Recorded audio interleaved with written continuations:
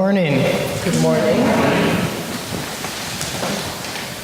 So, today is Mother's Day, and I just wanted to acknowledge that it's a complicated day for many people, and I ask us to hold our hearts open to the unknown hurts and discomforts to this day may bring for all.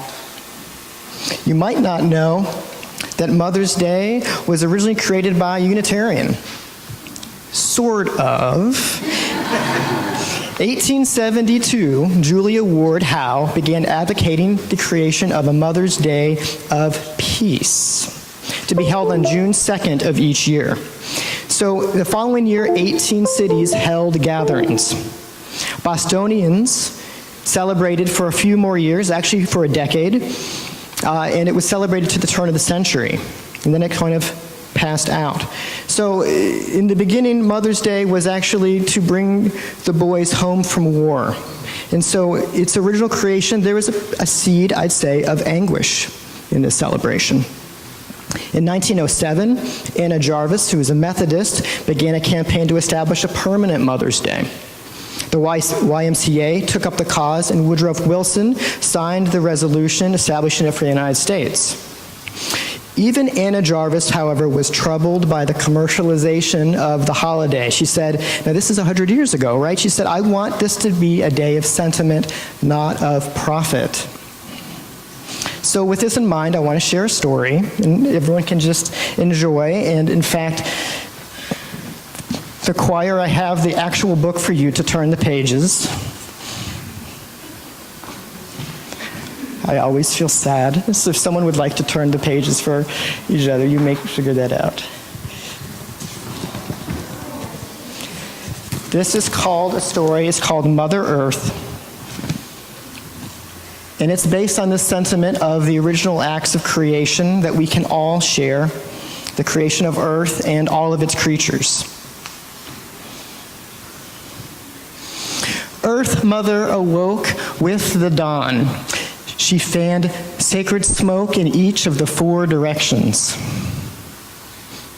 Then she walked across the land, singing a morning song. Earth Mother gave the beetles shiny jackets, and she hung green acorns on the oaks. Bending low, she placed a piece of summer in a flower seed. She turned her gaze to the sage-covered deserts and blew across the mesas. A hawk cupped the warm air with its wings. Human greeted Earth Mother as she walked beside the river. He held a net in his hands to catch frogs for breakfast. You are kind to me, Earth Mother, said the human. You have sent frog to fill my belly, and I am grateful. He slapped his face and said, why, though, have you sent this wretched mosquito to torment me, to sting me at night and drive me from my bed? Mosquito is bad, bad, bad. Frog, on the other hand, is sweet and tasty, and oh so wonderfully delicious. If there were more frogs and no mosquitoes, then the world would be perfect. The human went back to the business of hunting for frogs. And Earth Mother walked on. Earth Mother walked across the African savanna wearing a robe fringed with falling rain. She filled the water holes and sharpened the thorn bushes. Her hand guided a sunbird to a blossom sweet with nectar. She climbed a peak and flung a spear of lightning into the sky.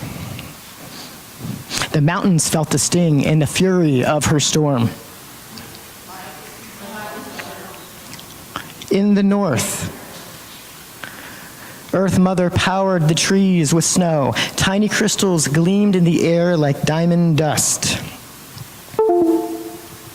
In the late afternoon, Earth Mother heard Frog calling. Frog sat on a rock near a lake. With a flick of his tongue, he caught a small insect and swallowed it whole.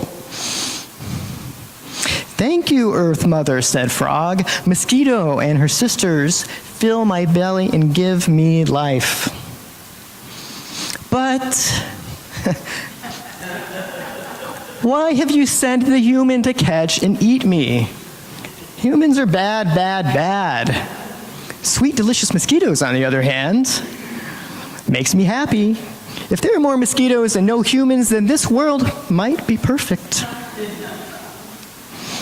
Earth Mother smiled and walked on. In the evenings, Earth Mother dived with the whales into the depths of the ocean. Blue-green light trailed from her fingertips.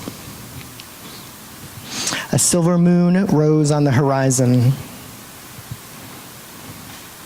Earth Mother cradled an otter in a tangle of seaweed, rocking him on the waves. It was nighttime. As Earth Mother walked through a meadow, she heard a tiny voice. "Earth Mother, it is I, Mosquito," said the owner of the voice. "Frog will surely feast on me tomorrow or the next day. He has already caught most of my sisters. But I am grateful for Human, who lives by the river. He is tender and delicious when I bite him in his bed.